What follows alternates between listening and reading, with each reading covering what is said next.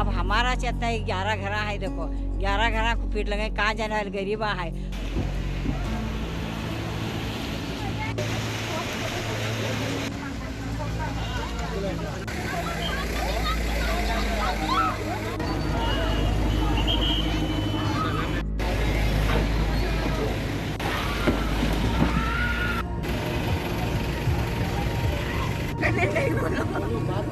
हमारा घर गया, हमें कहाँ जाने का? अभी हमारे छोटे छोटे बच्चे सब ले पाए, कहाँ जाने का? छोटे छोटे बच्चे कहाँ जाने का? लेकिन हमारे माँ कहाँ जाने का? हमें इंसाफ चाहिए, नहीं तो मेरे के घर में ले जाकर।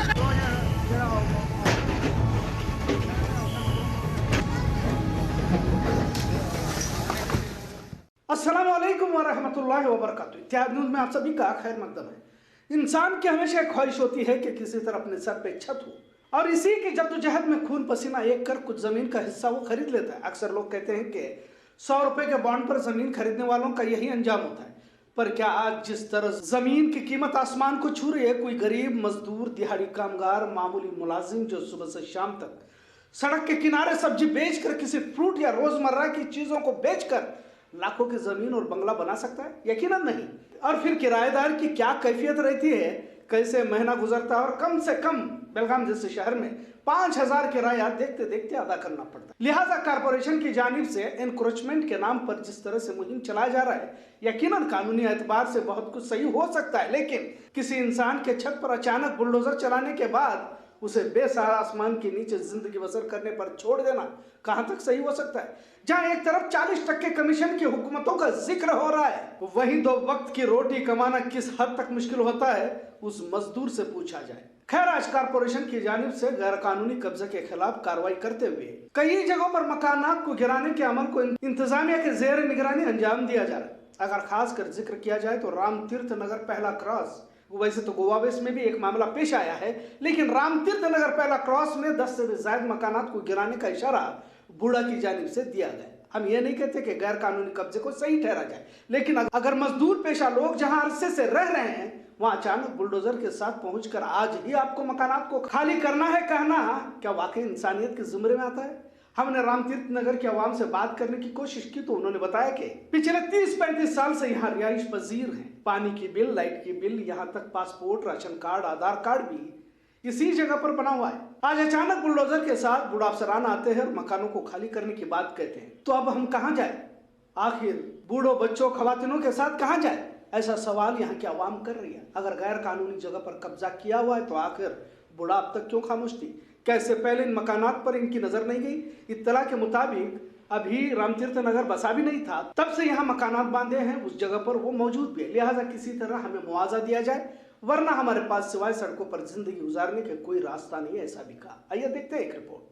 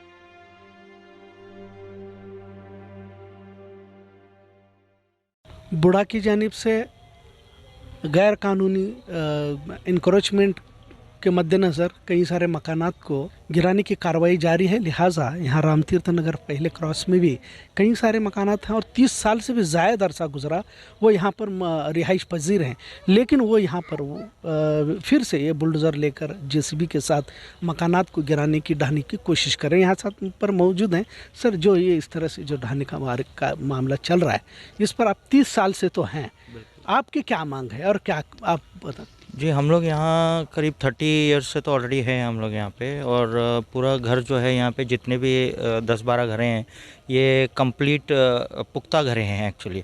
और बहुत सालों से यहाँ पे रहवासी हैं। यहाँ पे एक घर भी नहीं था जब हम लोग यहाँ पे आके रुके हैं।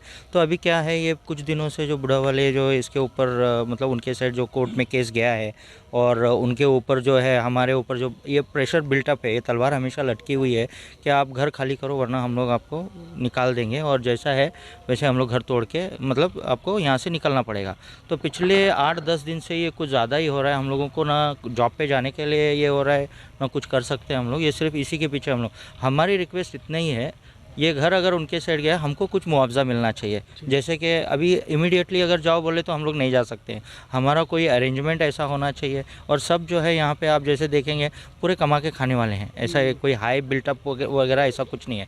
जो डेली जाते हैं रोज़ी रोटी लाते हैं, किसी के पेंशन पे घर चल रहा है, कोई जॉब पे जाते हैं, छोटे मोटे गैरेज में वगैरह है, उस हिसाब से हमारा यहाँ पे गुजारा हो रहा है। तो हम लोग यही चाहते हैं कि कहीं ना कहीं हम लोगों को कोई थोड़ा सा जगह वगैरह का कुछ इंतज़ाम करके दें, वक्त भी दिया जाए, थोड़ा सा वक्त हम लोगों को एक्सपांशन के लिए दिया जाए, हम लोगों को जाके सेटल होने के लिए दिया जाए। और इसके बदले में ये तो हम लोग छोड़ना है तो हम लोग छोड़ेंगे, लेकिन इसके बदले में हम लोगों को कुछ अरेंजमेंट, जैसे कि कोई प्लॉट वगैरह कुछ अगर कहीं ना कहीं कुछ हो जाता है सरकार की तरफ से या बुढ़ा की तरफ से, that would really help us. आपने कहा कि 30 साल हुए कि आप यहाँ पर रिहाइश पसीर हैं, आपको कभी नोटिस वगैरह दी नहीं गई? नहीं, हमको कोई नोटिस आज तक कुछ नहीं आई है। हम लोगों को सिर्फ ओरल धमकियाँ आती हैं कि आप ये घर खाली करो, ये ऑलरेडी अलॉट हो चुका है और हम लोग यहाँ पे आपको रहने के लिए नहीं देंगे। और आप जैसे देख सकते हैं यहाँ पे 2 घर ऑलरेडी थे जिसको बुलडोज़र लेके आके गिरा चुके हैं। अभी बताया जाता है कि ये सब घरें निकालना है, अभी हटाना है इसको। और कल हम लोग कोशिश भी कर रहे हैं कि कमिश्नर से भी, बुढ़ा के कमिश्नर से भी, उनके चेयरमैन से भी अगर जाके मिलें तो शायद कुछ बात बने। अभी देख रहे हैं हम लोग 2 दिन से पूरी कोशिश कर रहे हैं, लेकिन वो है नहीं जगह पे, आउट ऑफ स्टेशन है। यहाँ अगर अतराफ़ में देखेंगे तो कई सारे मजदूर पेशा या गरीब पेशा लोग यहाँ पर रहते हैं, जिनके मकानों को ढहाने की कार्रवाई कॉरपोरेशन की जानिब से, बुढ़ा की जानिब से की जा रही है। यहाँ पर वजीफ़े याफ्ता आर्मी मैन जनाब अब्दुल रहमान साहब भी मौजूद हैं। वो माजूर हैं, वो चल भी नहीं सकते, लेकिन इनके भी मकान को निशाना बनाया जा रहा है। आप क्या बताएंगे? अभी हमारे को कोई ना कोई बंदोबस्त करना चाहिए, और अचानक आके बुलडोजर लगाने से हम क्या करेंगे, कहाँ जाएंगे? हमारे को जाने का रास्ता चाहिए ना। अभी मैं ऐसा माजूर हूँ, मैं देश की सेवा किया 20 साल 25 साल सर्विस सेवा करके आया देश की। आँख में तेल डाल के बॉर्डर पर रक्षा किया, लेकिन हमारे को भी कुछ ना कुछ हेल्प चाहिए ना। मैं एक भारत का जवान हूँ, मेरे को पैरलेस हो गया, मेरे को पैदल चलने के लिए नहीं आता ढंग से। अभी अचानक आके निकलो बोलने से कहाँ जाऊँगा मैं, बताओ। यहाँ पीछे देख सकते हैं कि किस तरह के मकानात हैं, और पिछले 30 साल से ये यहाँ पर रिहाइश पजीर हैं। और उनका ये कहना है कि ठीक है, अगर आप मकान खाली करने के लिए कह रहे हैं तो ठीक है, लेकिन उसके लिए मुआवजा दिया जाए, या तो फिर दूसरी जगह पर कोई रहने के लिए जगह फराहम की जाए। वो मकान छोड़ने के लिए भी तैयार है। 30 साल से रहने के बाद अब जाकर मकानात को खाली करने के बाद इनके लिए छत का बड़ा मसला है कि वो कहाँ जाकर अपनी ज़िंदगी गुजर बसर करेंगे। यहाँ देख सकते हैं आप पीछे। बोड़ा के घर में हमें 30 बरस वार हो को हमना मालूम न था। हमें ये बोर्ड पर लिए सो है क्या, ये तो गांधीनगर, उज्जवल नगर, ये सब वोस पोछ है। अब हमारा चाहता है 11 घर है, देखो 11 घर को पीट लगे, कहाँ जाने वाले गरीबा है। हमारे कुछ मर्दा नहीं, कुछ नहीं, हमें रात को खा रहे हैं, क्या भी हंडिया धो को क्या भी कर को खाने वाले हमें। हमने जाओ का तो कहाँ जाने वाले। हाँ, ये तो मोदी से इन्हों कहते हैं इतने लोगों को घर देते हैं उन्होंने, मोदी जी क्या 10 लाख 20 लाख हमारे 11 घर काट ले रहे, तो हमें क्या करने वाले, कहाँ जाने वाले गरीब लोग कहाँ। हाँ, क्या भी हमें मौजा भरो का तो भर को हमें रहते ही, हमारे घर हम ना दो।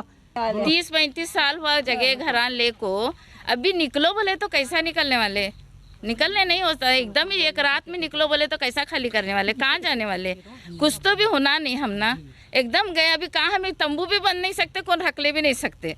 किसके घर बड़े हैं इतना सब रख लेने के वास्ते, सामान नहीं रख सकते। हमें हमारा घर है, हम ना कुछ भी मुआवजा ले क्या भी ये ले उसका फीस कितनी है, हमारे घर हमारे को दो। हमारे पिता आए थे आज सुबह को आको बोल गए कि हमना तकलीफ हो रही है, अभी जरा हेरमेट आए थे, हेरमेट जी आए थे 2 दिन में क्या सब ये करते कर बोला उन्होंने जरा क्या सो हमारा हेल्प करो। हम किन बोल में 30 साल रहे सो घर 30 साल कैसा करने का नोटिस है किसी ने बगैर नोटिस के गिरा रही है, भी गिराई सब बगैर नोटिस के गिराई हो दिए थे, बोलते हैं उनको नोटिस है, लेकिन हमने तो नोटिस नहीं आई नहीं है। उन्होंने बोल रहे हैं कल आया चला बोल रहे हैं डायरेक्ट तुमने नोटिस नहीं देते, निकालना तुम्हें 2 दिन में, कहाँ जाना हमें 2 दिन में।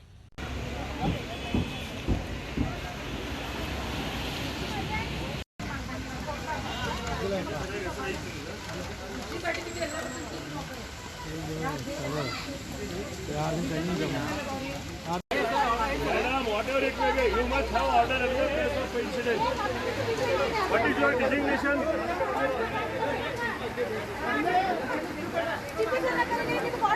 ಕರೀರಿ ಶಿಫ್ಟ್ ಕರೀರಿ ಪೊಲೀಸ್ ಅಂದ್ರೆ ನೀನು ರೆಕಾರ್ಡ್ ಮಾಡ್ಬೋದು. ನಮ್ಮ ಹತ್ರ ಯಾಕೆ ನೀವು ಯಾಕೆ ಅದು ಕಾರ್ಪೊರೇಷನ್ ನಮಗೆ ಪ್ರೊಡಕ್ಷನ್ ಪ್ರೊಡಕ್ಷನ್ ಕೊಟ್ಟಿದ್ದೀರಿ. Production there must be a reason. Production reasoning ಬೇಕಲ್ಲ, ಅವ್ರಿಗೆ ಕೇಳ್ತಾ ಇದ್ದೀನಿ ನಾ, ಅವ್ರಿಗೆ ಕೇಳ್ತಾ ಇದ್ದೀನಿ. ನೀವು ಬಂದಿದ್ದಕ್ಕೆ ನಾನು ನಿಮ್ಗೆ ಪ್ರೊಡಕ್ಷನ್ ಕೊಟ್ಟಿದ್ದೀನಿ, ನಾನು ಪ್ರೊಡಕ್ಷನ್ ಕೊಟ್ಟಿದ್ದೀನಿ ಅವ್ರಿಗೆ. ಅವ್ರು ಬೇಕಾದ್ ಮಾಡಿದ್ರು ಕೊಡ್ತೀರಿ ಪ್ರೊಡಕ್ಷನ್? ಬೇಕಾದ್ ಮಾಡಿದ್ರೆ ಪ್ರೊಡಕ್ಷನ್ ಕೊಡಲ್ಲ. There must be legal way. ನಾವು ಲೀಗಲ್ ವೇ ಇತ್ತಂದ್ರೆ ಲೀಗಲ್ ಇದರಲ್ಲಿ ಕೇಳ್ಕೊಳ್ಳಿ. ನಾವು ಅವ್ರಿಗೆ ಕೇಳ್ತಾ ಇದ್ದೀನಿ, ಅವ್ರ ಹತ್ರನೇ ಇಲ್ಲ. ತೋರಿಸ್ರಿ.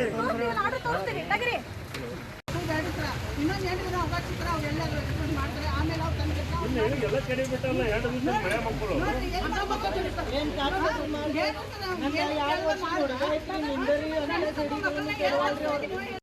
ಅವರು ಸತ್ 20 ವರ್ಷ ಆಗೈತಿ. 20 ವರ್ಷ ಆಗೈತಿ ಅವ್ನು ಸತ್ ರಾಹುಲ್ ಸಾಬ್ ದೇಸಾಯಿ. ಈಗ ಸ್ಟಾಪ್ ಮಾಡ್ರಿ, ನಾಳೆ ಮುಂದೆ demolition order proper proper channel ಮಾಡ್ರಿ ನೀವು. If there is any prohibitory order regarding this property,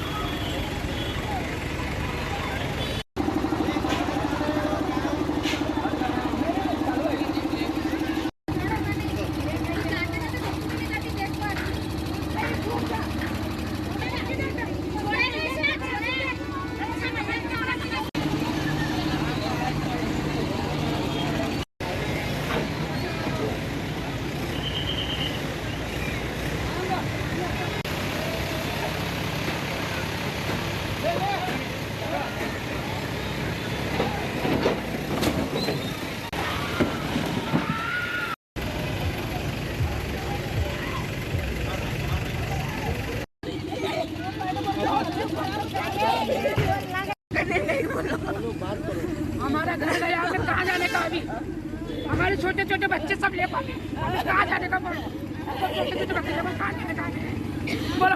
हमने नोटिस नहीं जाने ना पड़ा नहीं, बच्चे जो हमें भोगना सुनने नहीं, इंसाफ नामना हमें जाने एक गोल्डी के नीचे सोने वाले अभी नहीं था, बस्ता के नीचे सोने वाले। बाबू साहब देसाई गोवा में एक घर पे कहीं 80 साल से इधर गुजारे हैं। वो गवर्नमेंट ने कॉर्पोरेशन ने बिना वजूद के एक घर पढ़ाया है। वो बच्चे छोटे छोटे बच्चे रास्ते पे आए हैं, इनको रहने के लिए छत नहीं है, घर नहीं है, वो उनको इंसाफ चाहिए। लेकिन हमारे माँ का जाने का हमें इंसाफ चाहिए। ये तो मैडम के घर में ले जाकर कर लिया हमने आज रात को, बच्चों को मैडम के घर पर ले जाएंगे। हमने अभी घर नहीं, सब बच्चे बच्चे से भूखे हैं हमारे। कौन पूछेगा अपना चाय पिएगा, खाना खाएगा घर को, चाचा को होटल में खाता खाए, वो मैडम होटल में खाता है। 2 दिन का टाइम मगर नहीं दे रहे, 2 दिन का टाइम, 2 दिन का मैं टाइम मांगे तो नहीं दे रहे।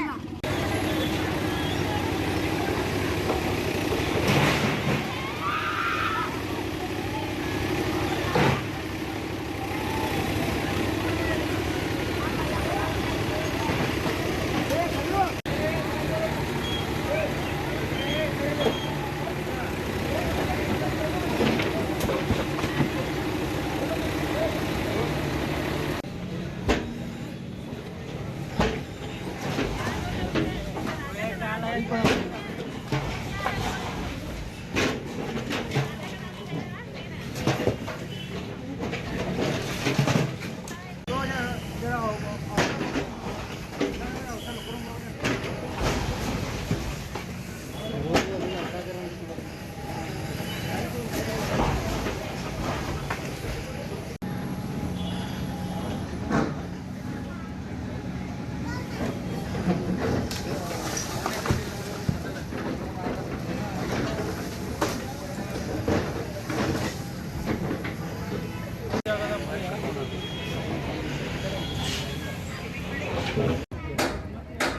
दीवान साहब देसाई, मेरे घर के अंदर मैं इधर पैदा हुआ, मेरे बच्चे पैदा हुए, मेरा पिताजी पैदा हुआ, हमारे अब्बा पैदा हुए यहाँ, और हमारे फैमिली हमारे बाप से लेकर हमारे तक, हमारे बच्चे में, हमारे बच्चों की शादी में हमारे बच्चों के बच्चे हैं, हमारी 7 पीढ़ी यहाँ चल रही है।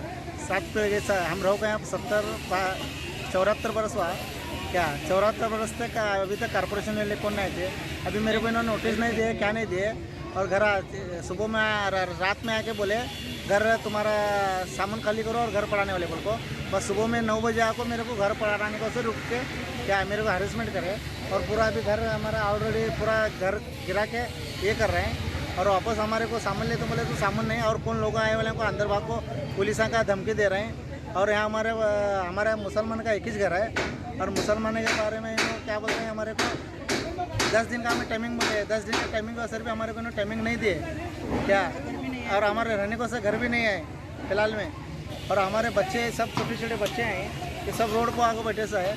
अब इसके उससे हमारा इंसाफ चाहिए, हमारे को इंसाफ क्या है सो हमारे को कानून से मिलना चाहिए। आज कांग्रेस पार्टी की जानिब से तीसरा रेलवे गेट ओवरब्रिज पर एहतजाज कर महज इफ्तिताह के बाद ही ब्रिज में गड्ढे गिरना, इसका मतलब किस हद तक रिश्वतखोरी की दीमक लगी हुई है, ऐसा साबिक एमएलए रमेश कुर्ची ने आज सहाफियों को बताया। वाज़ा रहे नया रेलवे ओवरब्रिज अब बहस का मौजू बनता जा रहा है, इसे बतौर वर्ल्ड रिकॉर्ड भी जिक्र किया जा रहा है। कर्नाटक भाजपा हुकूमत को 40% कमीशन की सरकार कहते हुए आज टोकरी में नोट लिए एहतजाज किया गया। कसीर तादाद में कांग्रेस कारकुनान ने आज के एहतजाज में शिरकत फरमाई। एहतजाज इसी ब्रिज पर किया गया। बीजेपी सरकार बीजेपी सरकार रखे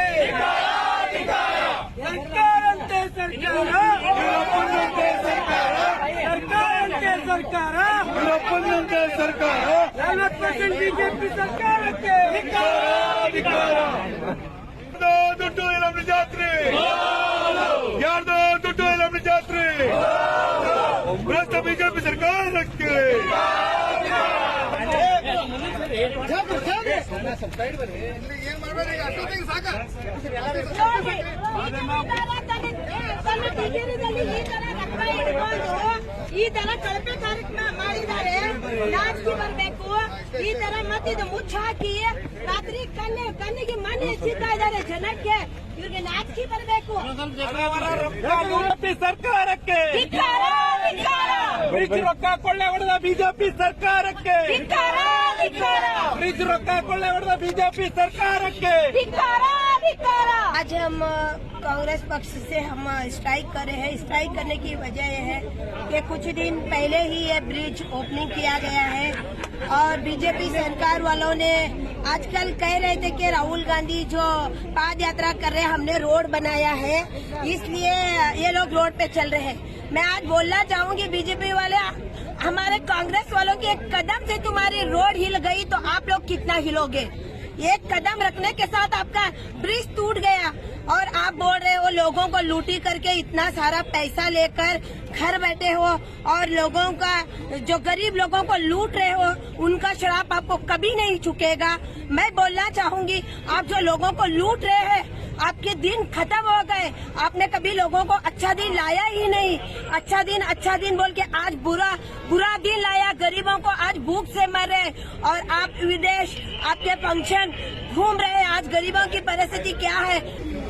माणसाने एकदा चूक करतात, माणसाने त्यातही एक पक्ष एकदा चूक केल्यानंतर सुधारून घ्यायचं त्यांच्या हातात असतं, पण वरच्यावर जे चूक करणाऱ्या माणसाला आता काय आम्ही म्हणायचं, आम्ही असंच रजिस्ट्रेशन करायचं, त्यांनी कमिशन खात जाऊन असले हे बोगस कामगारी करून पैसे काढायचा असेल तर काय उपयोग आहे।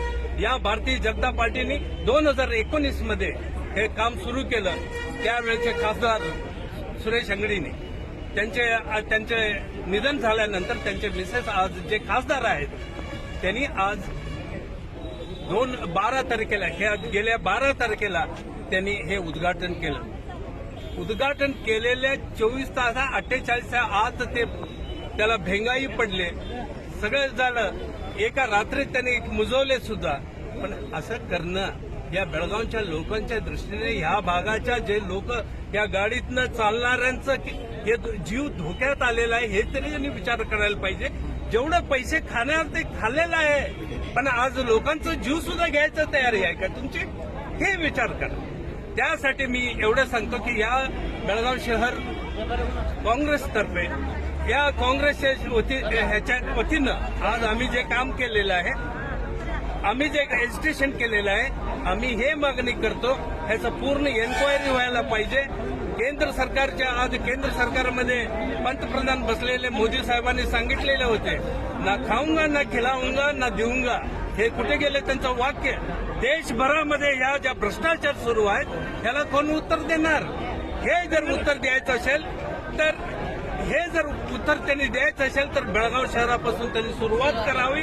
आणि बेळगाव शहरामधलं जे काही भानगड झालेले आहेत, बरेच लोकांचं काय आज जे लोकप्रतिनिधी जे काय करायला लागलेत त्याचा सगळा विचार करून तुम्ही आम्हाला न्याय द्या. या बेळगाव शहराच्या लोकांना न्याय द्या, शेतकऱ्यांना न्याय द्या, SC ST लोकांना न्याय द्या.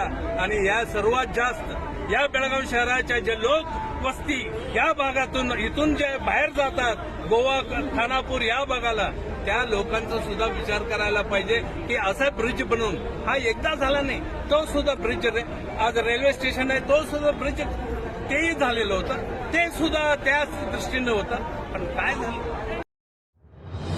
शुमाली कर्नाटक अंजुमन इस्लाम की जानिब से आज बेलगाम में हुबली में गोकुल रोड पर मंजूर शुदा औकाफ की जमीन पर हज हाउस की तामीर जल्द की जाए. हुबली में हज हाउस की तामीर से शुमाली कर्नाटक के हुज्जाज इकराम के लिए सहूलतें हो सकती हैं. लिहाजा पिछले कई सालों से शुमाली कर्नाटक हज कमेटी की जानिब से मांग की जा रही है. आज इसी के मद्देनजर डीसी बेलगाम को मुतालबा पेश किया गया. इस वक्त सदर Hamid Kopat, secretary JS Hadalgi, treasurer AB Attar, Mukhtar Nalband, MM Ghiwale, Mushtaq Farooqui, Taufiq Pathan और दिगर जिम्मेदार हजरात मौजूद रहे. खबरों का सिलसिला यूं ही चलता रहेगा. देखते रहिए इत्तेहाद न्यूज़. शुक्रिया. अल्लाह हाफिज़.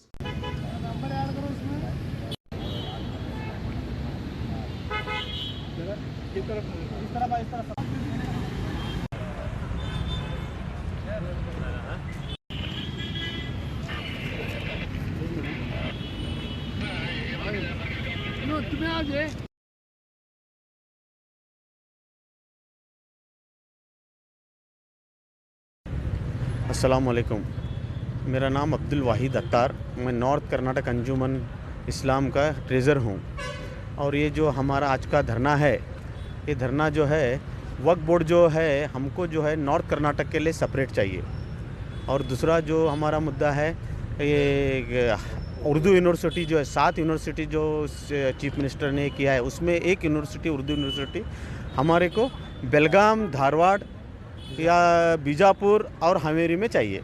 और तीसरा जो है हज भवन का जो काम है 7 साल से हम लोग जद्दोजहद कर रहे हज भवन के लिए, फिर भी उसको इम्प्लीमेंट नहीं हुआ.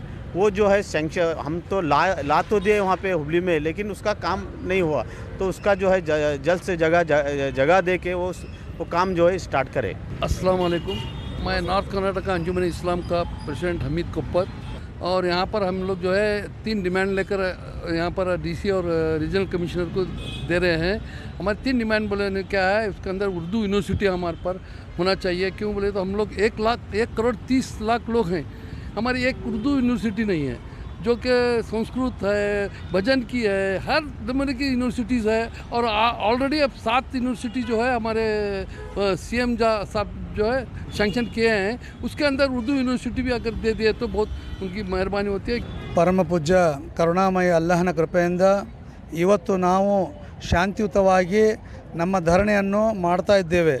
ಧರಣಿಯ ಮೂಲ ಉದ್ದೇಶಗಳು ಏನಪ್ಪ ಅಂತಂದರೆ, ನಮಗೆ ಉತ್ತರ ಕರ್ನಾಟಕದ ಪ್ರತ್ಯೇಕವಾದ ವಕಫ್ ಮಂಡಳಿಯನ್ನು ಮಾಡಿಕೊಡಬೇಕಾಗಿ, ಎರಡನೇದು ಹಜ್ ಭವನ್ಗಾಗಿ ಯಾವ ಜಮೀನು ಸ್ಯಾಂಕ್ಷನ್ ಆಗಿದೆಯೋ ಹುಬ್ಬಳ್ಳಿ ನಗರದ ಗೋಕುಲ್ ರಸ್ತೆಯಲ್ಲಿ ಏರ್ಪೋರ್ಟ್ ಎದುರುಗಡೆ ಅದು ಕಾಮಗಾರಿ ಈಗ ತಕ್ಷಣವೇ ಶುರು ಆಗಬೇಕಾಗಿದೆ.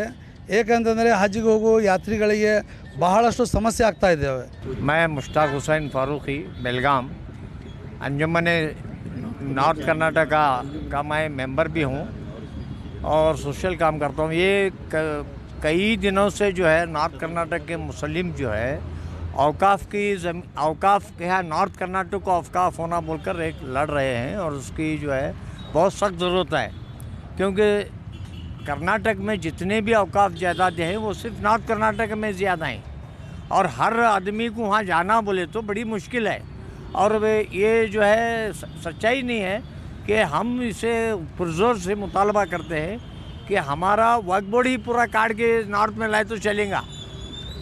पूरा वक्फ बोर्ड ही काट के यहाँ लाकर सेंटर में करे, हुबली है, धारवाड़ है, बेलगाम है, यहाँ डिवीज़न ऑफिस में करे तो भी चल जाता है, क्योंकि अब मिनी विधानसभा खाली पड़ा है, कोई काम हो रहा है नहीं और कोई पार्लियामेंट कोई भी असेंबली सेशन भी नहीं है, कुछ भी नहीं है. तो गवर्नमेंट इस पर तवज्जो करके और मुसलमानों का ख्याल रखते हुए मैं समझता हूँ कि वो वक्फ बोर्ड को जो है यहाँ शिफ्ट करेंगे. ये हमारी ये अंजुमन इस्लाम के तमाम मेंबरान की जो है दरख्वास्त है और ये मूवमेंट बहुत बड़ा होने वाला. उर्दू यूनिवर्सिटी के बारे में जो मुतालबा है वो इस मरतबा 7 जो यूनिवर्सिटी जो सैंक्शन हुए हैं, हम सीएम बसवराज बोम्मई साहब से दरख्वास्त करते हैं कि उसमें से एक उर्दू यूनिवर्सिटी के परमिशन दे दे इसमें से. और दूसरा जो हज हाउस जो हुबली में हुआ है उसके जल्द से जल्द पूरी काम की तकमील पूरी हो. और तीसरी जो हमारे जो डिमांड है जो वक्फ बोर्ड, जैसा कि हमारे एक साथी ने बताया कि वक्फ की जितनी भी प्रॉपर्टी है वो नॉर्थ कर्नाटक में है, जैसे कि बीजापुर है, बेलगाम है, बागलकोट है, तो इसके लिए जो सदी ज़रूरत है. ಇವತ್ತು ನಮ್ಮ ಕರ್ನಾಟಕ ರಾಜ್ಯದ ಘನ ಸರ್ಕಾರಕ್ಕೆ ವಿನಂತಿ ಮಾಡುತ್ತೇನೆ, ನಾವು ಯಾವುದೇ ಸರ್ಕಾರದ ವಿರೋಧ ಅಲ್ಲ, ನಮ್ಮ ಹಕ್ಕದ ಸಲುವಾಗಿ ಸಂವಿಧಾನದ ಪ್ರಕಾರ ನಾವು ನಮ್ಮ ಮಾನ್ಯ ಮುಖ್ಯಮಂತ್ರಿಯವರಿಗೆ ಕಳಕಳಿ ವಿನಂತಿ ಏನಂದರೆ ನಮಗೆ ಒಂದು ಉರ್ದು ಯೂನಿವರ್ಸಿಟಿ, ಒಂದು ಹಜ್ ಭವನ್ ಹಾಗೂ ಒಂದು ವಕ್ಫ್ ಬೋರ್ಡ್ ನಮ್ಮ ಉತ್ತರ ಕರ್ನಾಟಕಕ್ಕೆ ಶೀಘ್ರದಲ್ಲಿ ಸ್ಯಾಂಕ್ಷನ್ ಮಾಡಬೇಕಾಗಿ ಕಳಕಳಿಯ ವಿನಂತಿ ಇದೆ.